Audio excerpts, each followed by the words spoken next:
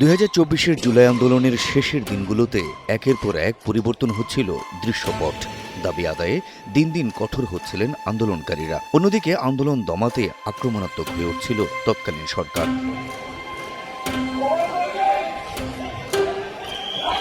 ২২ জুলাই সোমবার আইনশৃঙ্খলা রক্ষাকারী বাহিনী সারা দেশে চিরুনি অভিযান শুরু করে।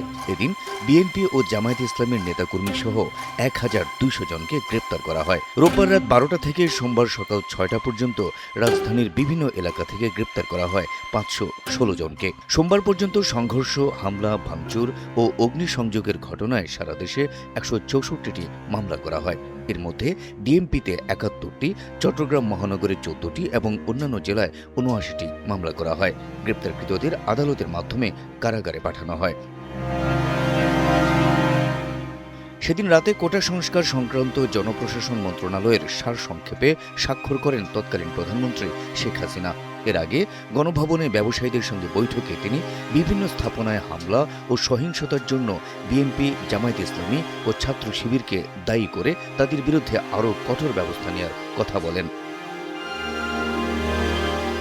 সরকার টানা পঞ্চম দিনের মতো সারা দেশে ইন্টারনেট বন্ধ রাখে, সেই সাথে সাধারণ ছুটি আরও একদিন বাড়িয়ে ২৩ জুলাই পর্যন্ত বহাল রাখে। অন্যদিকে বৈষম্য বিরোধী ছাত্র আন্দোলনের অন্যতম সমন্বয়ক নাহিদ ইসলাম ৪ দফা দাবিতে ৪৮ ঘণ্টার আলটিমেটাম দিয়ে কমপ্লিট শাটডাউন কর্মসূচি স্থগিত করেন। যা খুশি তা বলা হোক, আমরা এই আন্দোলন চালিয়ে যাব। ২২ জুলাই ছিল চলমান কারফিউর তৃতীয় দিন। এদিন দুপুর ২টা থেকে বিকেল ৫টা পর্যন্ত কারফিউ শিথিল রাখা হয়। রাজধানীর পরিস্থিতি মোটামুটি শান্ত থাকলেও মহাখালীতে কিছু সময়ের জন্য সড়ক অবরোধের ঘটনা ঘটে। পরে আইনশৃঙ্খলা বাহিনী আন্দোলনকারীদের সরিয়ে দেয়।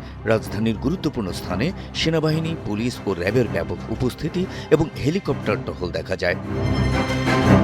এদিন ঢাকা মেডিকেল কলেজ হাসপাতালে চিকিৎসাধীন ২ আন্দোলনকারীর মৃত্যু হয়। সোমবার পর্যন্ত আন্দোলনে নিহত ৬৮ জনের মরদেহ স্বজনদের কাছে হস্তান্তর করা হয়। সেনাপ্রধান সেদিন ঢাকার বিভিন্ন এলাকায় মোতায়েন সেনা সদস্যদের কার্যক্রম পরিদর্শন করেন। সেদিন যাত্রাবাড়ী এলাকা পরিদর্শন করেন তৎকালীন আইজিপি চৌধুরী আবদুল্লাহ আল মামুন, র্যাবের মহাপরিচালক মোহাম্মদ হারুনুর রশিদ এবং DMP commissioner Habibur Rahman.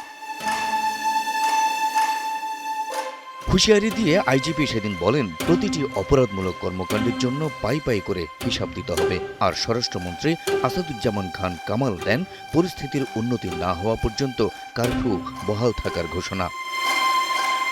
Habib Rasel, NTV online.